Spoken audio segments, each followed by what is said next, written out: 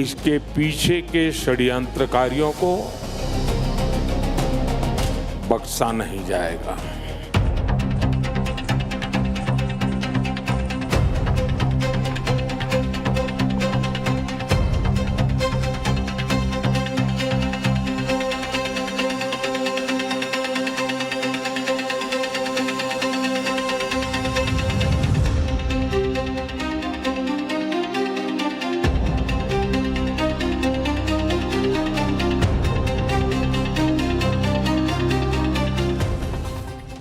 देखिए, दिल्ली ब्लास्ट पर कल हमने जो बातें आपसे कही थी वो सारी बातें सच निकल रही हैं। हमने कल आपको बताया था कि i20 कार में धमाका हुआ है। सबसे पहले नवभारत पर हमने आपको बताया था कि यह कार मिली है जिसमें धमाका हुआ है, और उसी i20 कार के बारे में आज पूरे देश में चर्चा हो रही है। हमने बताया था कि यह कोई सामान्य ब्लास्ट नहीं लग रहा बॉस, बहुत बड़ी घटना लग रही है और उसी की साजिश थी। पैनिक में यह ब्लास्ट कर दिया गया है। हमने आपको सबसे पहले पाठशाला में बताया था कि जिस तरीके से धमाका हुआ, ऐसा लग रहा है कि सब जगह फरीदाबाद वगैरह में पकड़े गए ये लोग, तो पैनिक में आके ये धमाका कर दिया है। ये बात भी सही साबित हुई क्योंकि बड़ी साजिश की कड़ियां जुड़ती चली जा रही हैं। एनआईए से लेकर हर एजेंसी जांच में लगी है। खुद प्रधानमंत्री नरेंद्र मोदी ने आज कह दिया है कि किसी को भी बख्शा नहीं जाएगा। और जैसे ही पीएम ने यह बात कही, पाकिस्तान में भूचाल आ गया। आज आपको बताऊंगा कि कैसे इधर दिल्ली में ब्लास्ट हुआ, उधर पाकिस्तान में खलबली मच गई। कैसे कल रात को ही शहबाज और मुनीर ने इमरजेंसी बैठक बुलाकर बड़ा ऑर्डर दे दिया है। आपको यह भी बताऊंगा कि कैसे मुनीर ने अपनी सेना को अलर्ट मोड पर डाल दिया है। कैसे पाकिस्तान से सेना की मूवमेंट के वीडियोज आ रहे हैं। पाकिस्तान के इस डर के साथ साथ आतंकियों के डर की परतें भी आज खुलेंगी, क्योंकि दिल्ली ब्लास्ट में धड़ाधड़ अरेस्ट हो रहे हैं। और जो संदिग्ध अरेस्ट हो रहे हैं वो कोई मामूली लोग नहीं है। यूनिवर्सिटी में पढ़ रहे हैं, पढ़ा रहे हैं, कोई डॉक्टर है, कोई सफेदपोश है। जैसे अर्बन नक्सली शब्द आपने सुना होगा, वैसे ही इन सब के लिए अर्बन आतंकी शब्द कहा जा रहा है। व्हाइट कॉलर आतंकवाद, यह नया शब्द सामने आ रहा है। पढ़ लिख कर ये लोग ये काम कर रहे थे। आज आपको बताऊंगा कि दिल्ली में ब्लास्ट की जांच कहां तक पहुंची है, पिछले 24 घंटे में क्या क्या बड़े खुलासे हो रहे हैं। साथ ही दिल्ली ब्लास्ट का पुलवामा कनेक्शन कैसे सामने आया है। आपको दिल्ली ब्लास्ट के वो वीडियो दिखाऊंगा जो सारी साजिश की परतें खोल रहे हैं। क्या दिल्ली में कल फिदायीन हमला हुआ है? क्या कार में धमाके के साथ आतंकी डॉक्टर भी उड़ गया? इस पर नया खुलासा क्या है यह भी आपको बताऊंगा। कैसे सुरक्षा एजेंसियों के उस महिला डॉक्टर के तक पहुंचने की खबर है। कैसे उस महिला डॉक्टर को धर दबोचा गया जो जैश की महिला विंग की चीफ थी। आपको यह भी बताऊंगा कि आतंकी कनेक्शन में और कितने डॉक्टर हत्थे चढ़े। सुरक्षा एजेंसियां, कई लोग कह रहे हैं कि फेल हो गई। आज उनको भी बताऊंगा कि वो ये नहीं देख रहे कि कितनी भयानक साजिश थी और कितनी जानें बचाई गई हैं। कैसे एक साथ कई जगहों पर अटैक का प्लान था। मसूद अजहर ने जो कसम खाई थी अपने परिवार के बर्बाद होने के बाद, हाफिज ने अपने आतंकियों की मौत का बदला लेने के लिए क्या क्या प्लान किया था, आज आपके लिए सब लेकर आया हूं। कैसे लाखों लोगों की जान जा सकती थी यह भी बताऊंगा, लेकिन पहले दिन भर जो हुआ है उसकी एक झलक देखिए। गाड़ी में बम था तो मैं चेयर पे बैठा हुआ था, एकदम से अचानक इतनी तेज धमाका हुआ कि मेरे लाइफ में इतनी तेज मैंने अपनी आवाज कभी नहीं सुना। हमारी एजेंसियां इस षड्यंत्र की तह तक जाएगी।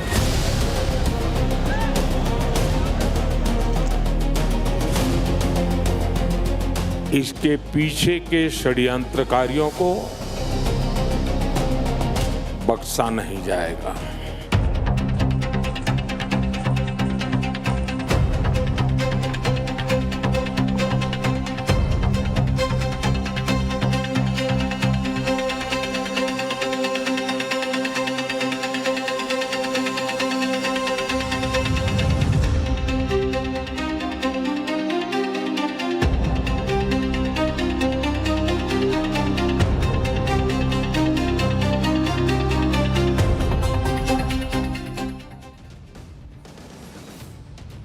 देश भर में इस पूरी घटना को लेकर बड़ा जबरदस्त सेंटिमेंट जो है वो उबाल पर।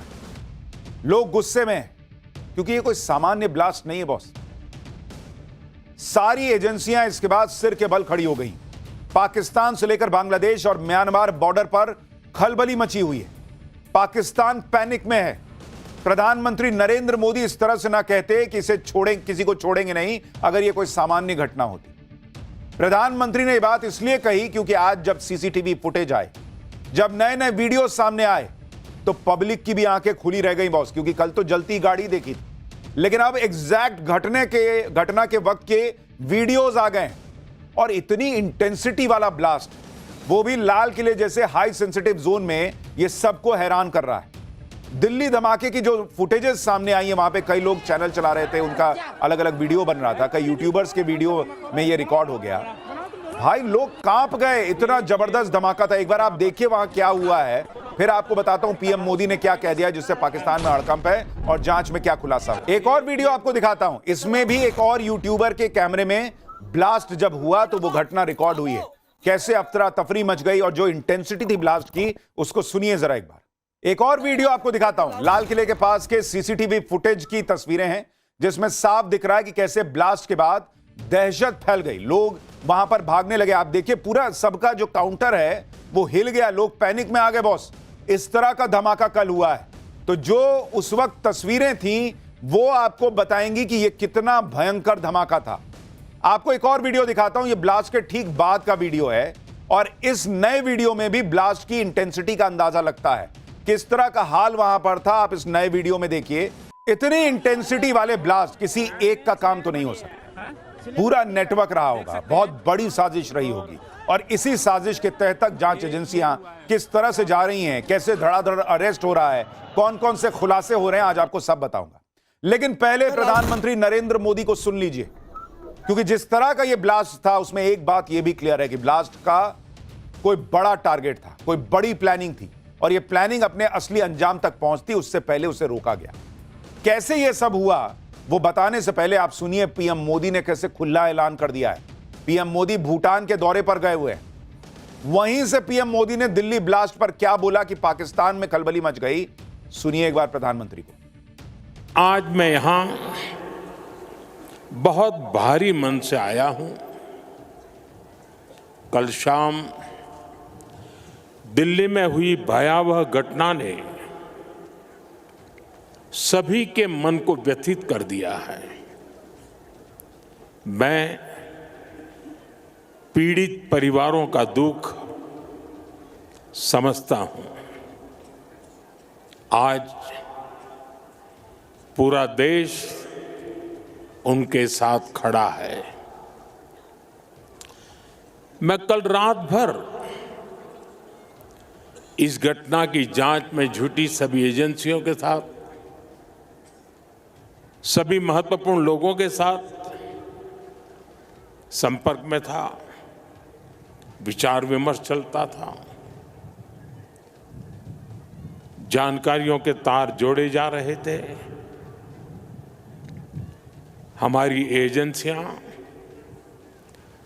इस षड्यंत्र की तह तक जाएगी। इसके पीछे के षड्यंत्रकारियों को बख्शा नहीं जाएगा। All those responsible will be brought to justice. प्रधानमंत्री नरेंद्र मोदी ने खुला ऐलान कर दिया है कि दोषियों को बख्शा नहीं जाएगा और जिन्होंने इस षड्यंत्र को रचा है उनको भी बख्शा नहीं जाएगा। और प्रधानमंत्री नरेंद्र मोदी ने यह बात विदेशी धरती पर खड़े होकर कही है। और आपको याद होगा ऑपरेशन सिंदूर के पहले भी उन्होंने अंग्रेजी में बोलकर दुनिया को मैसेज दिया था कि किसी को छोड़ेंगे नहीं। इस बार भी उन्होंने अंग्रेजी में कहा है कि किसी को छोड़ेंगे नहीं, ताकि दुनिया को क्लियर रहना चाहिए भारत क्या करने वाला है। इधर पीएम मोदी ने दोषियों को न बख्शने की चेतावनी दी, उधर दिल्ली ब्लास्ट को लेकर ताबड़तोड़ एक्शन हो गए। धड़ाधड़ गिरफ्तारियां हो रही हैं, टेरर नेटवर्क से जुड़े और डॉक्टर्स पर एक्शन हो रहा है। आज कुछ और डॉक्टर जांच एजेंसियों के रडार पर आ गए। फरीदाबाद से महिला डॉक्टर शाहीन शाहिद को पकड़ा गया है, जिसे जैश की महिला कमांडर बताया जा रहा है, जिसकी तस्वीर आप देख रहे हैं स्क्रीन पर, यह चश्मे वाली महिला। इसके अलावा लखनऊ में डॉक्टर परवेज के यहां पुलिस ने छापा मारा है। पुलवामा से डॉक्टर सज्जाद को हिरासत में लिया गया है। इससे पहले जांच एजेंसियां फरीदाबाद से डॉक्टर मुजम्मिल शकील को पकड़ चुकी हैं, जिसके पास से 2900 किलो विस्फोटक सामग्री मिली थी। डॉक्टर अदील अहमद राठर को सहारनपुर से गिरफ्तार किया गया था। अदील की गिरफ्तारी के बाद से पूरे टेरर मॉड्यूल का खुलासा हुआ था। तो ये जो सफेद पोश संदिग्ध पकड़े जा रहे हैं, वो किस तरह से पकड़ में आ रहे हैं, कितनी बड़ी साजिश करने वाले थे ये लोग, कैसे बाल बाल पूरा देश बचा है बॉस।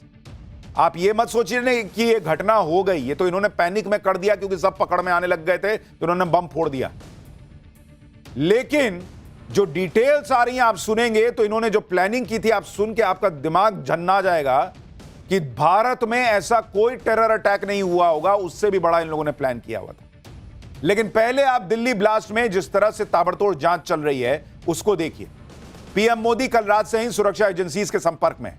खबर है कि कल भूटान से लौटते ही पीएम मोदी ने सीसीएस यानी कैबिनेट कमेटी ऑन सिक्योरिटी की बैठक बुला ली है। आज गृह मंत्री अमित शाह ने भी 2 बड़ी मीटिंग की है। राष्ट्रपति ने भी गृह मंत्री अमित शाह से जानकारी ली है। दिल्ली ब्लास्ट की जांच एनआईए को दे दी गई है। 1000 से ज्यादा सीसीटीवी कैमरे खंगाले जा रहे हैं।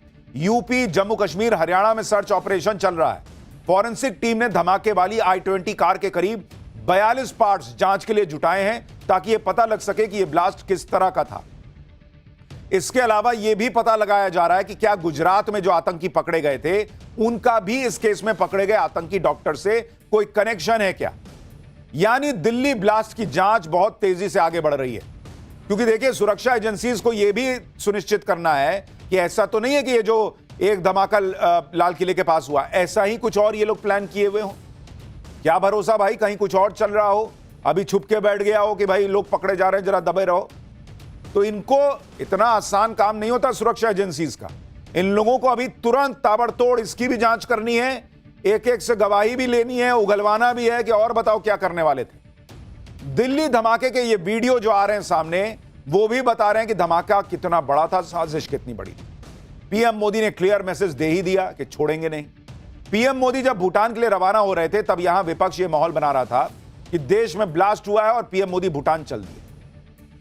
लेकिन भूटान की धरती से जब पीएम मोदी ने दिल्ली ब्लास्ट पर बयान दिया तो ब्लास्ट पर राजनीति करने वाला विपक्ष का एजेंडा भी धरा का धरा रह गया। इधर विपक्ष को जो मैसेज मिलना था वो मिल गया, उधर इशारों में पाकिस्तान भी समझ गया कि मोदी क्या कह रहे हैं। क्योंकि खास बात यह है कि पीएम मोदी ने जो बयान भूटान में दिया वो बयान वो देश में भी दे सकते थे, लेकिन पीएम मोदी ने विदेशी धरती से कड़ा मैसेज दिया। इसका दूसरा मतलब यह भी है कि पीएम मोदी ने एक तरह से दुनिया को मैसेज दे दिया है कि भारत को चोट पहुंचाने वालों को बख्शा नहीं जाएगा। एक बात और, पीएम मोदी ने भूटान में हिंदी में बोलते बोलते इंग्लिश में भी यह बात दोहराई कि दोषियों को उनके अंजाम तक पहुंचाया जाएगा। यानी दुनिया को बता दिया कि भारत छोड़ने वाला नहीं है। जिनको हिंदी नहीं समझ में आती वो अंग्रेजी में समझ लो।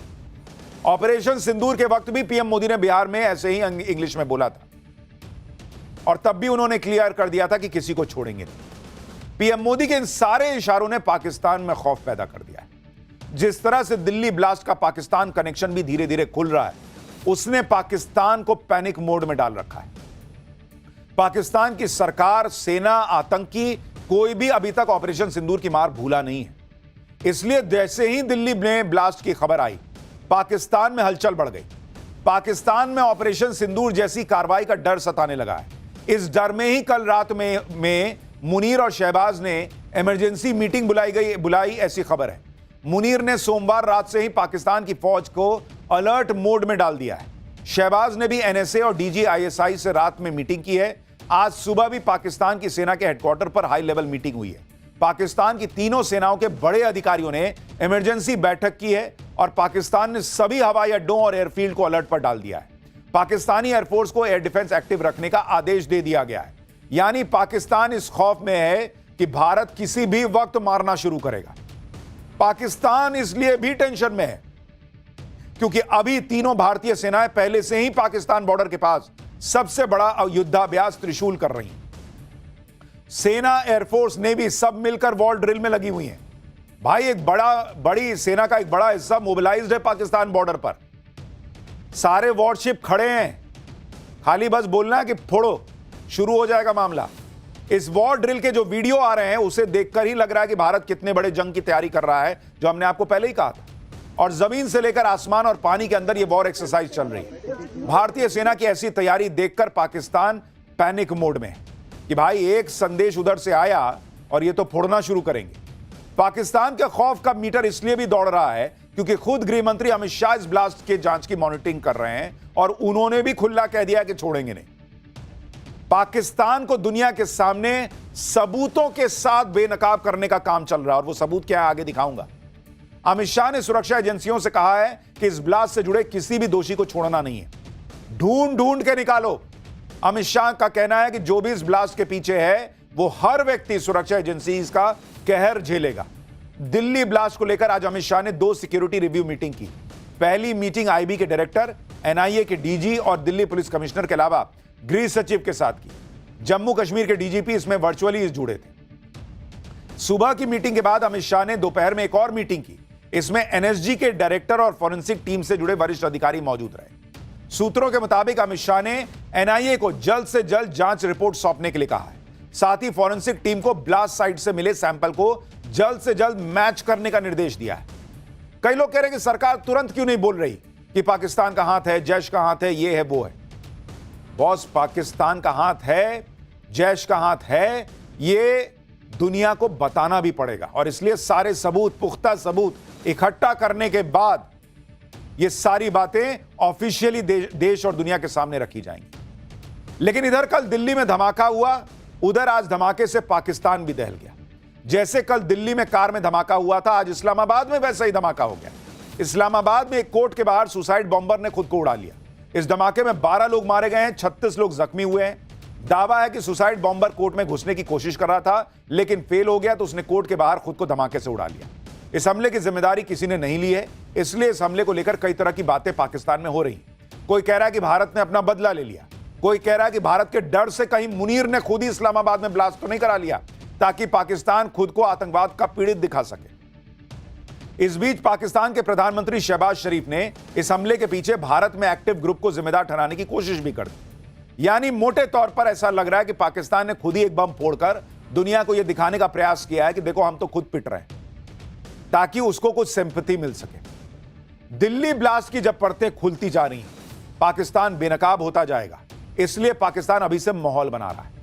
अपने यहां हुए धमाकों का आरोप भारत पर मढ़ रहा है, लेकिन पाकिस्तान यह जानता है कि ऐसी पैंतरेबाजी ऑपरेशन सिंदूर पार्ट 2 से उसे बचा नहीं पाएगी। इसलिए मुनीर ने अपनी सेना को भी एक्टिव किया हुआ है। पाकिस्तान से ये जो वीडियोज आ रहे हैं सोशल मीडिया पर, उसमें सेना की मूवमेंट हो रही है, यह दावा किया जा रहा है। एक वीडियो जो आप देख रहे हैं ये बड़ा वायरल हो रहा है सोशल मीडिया पर।